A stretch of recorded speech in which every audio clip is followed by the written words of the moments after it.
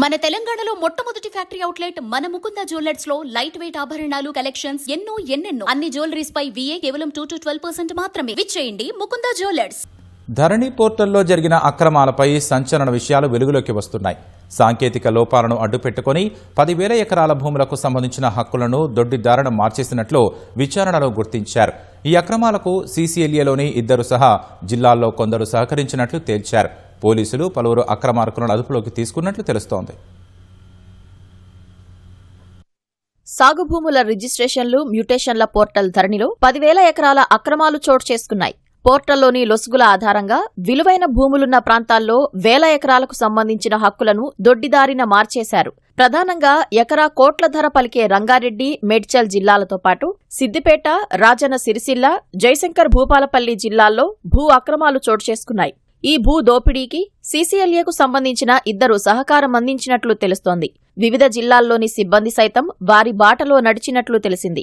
దీనిపై విచారణ చేస్తున్న పోలీసులు ఇప్పటికే పలువురిని అదుపులోకి తీసుకుని విచారిస్తున్నట్లు సమాచారం. ధరణిలో సాధారణంగా జరిగే ప్రక్రియ లేకుండా, దస్త్రాలను వాడకుండా భూములపై యాజమాన్య హక్కులు మారినట్లు పలు జిల్లాల్లో కలెక్టర్ల దృష్టికి వచ్చింది. దీనిపై సాంకేతిక, రెవెన్యూ చట్టాల నిపుణులతో అధ్యయనం చేయించి ప్రాథమిక సమాచారం సేకరించిన రాష్ట్ర ప్రభుత్వం సైబర్ క్రైమ్, IT విభాగాల వారితోనూ పరిశీలింపచేసింది. ఈ క్రమంలో పెద్ద ఎత్తున భూముల హక్కులు దారి మళ్లినట్లు గుర్తించింది.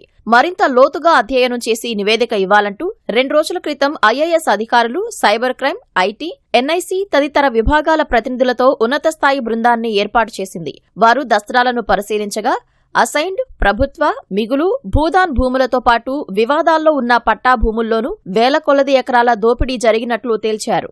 మేడ్చల్ జిల్లా రావెల్కోల్లోని 4 పార్సిళ్లలో ఎకరాల కొద్దీ భూములు వేరే వారి పేర్లపైకి మారినట్లు గుర్తించారు. ఒకచోట 16 ఎకరాలు, మరోచోట 15.28 ఎకరాలు ఇతరుల పేర్లపైకి మారినట్లు తేల్చారు.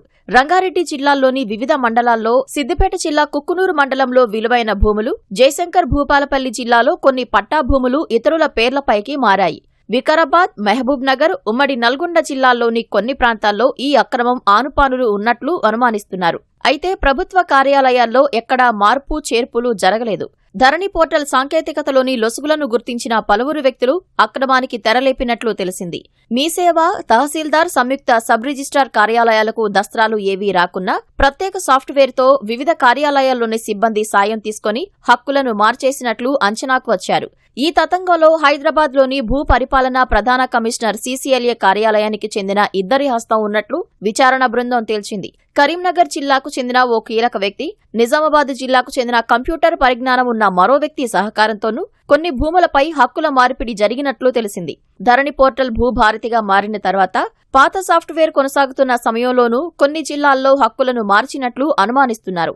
విచారణ బృందం గుర్తించిన అనుమానితుల్లో కొందరు రెవెన్యూ అధికారులు, సిబ్బంది, మాజీ ఉద్యోగులు ఉన్నట్లు సమాచారం. పలు ఆన్లైన్ సెంటర్ల నిర్వాహకులు, గ్రామస్థాయి సిబ్బంది, దళారులు సైతం ఈ ముఠాలో ఉన్నట్లు తెలిసింది. వారిలో కొందరిని అదుపులోకి తీసుకుని విచారిస్తున్నట్లు సమాచారం. ఆన్లైన్లో ఎలాంటి దరఖాస్తులు, వినతులు లేకుండానే నిబంధనలకు విరుద్ధంగా జరిగిన లావాదేవీలను గుర్తించారు.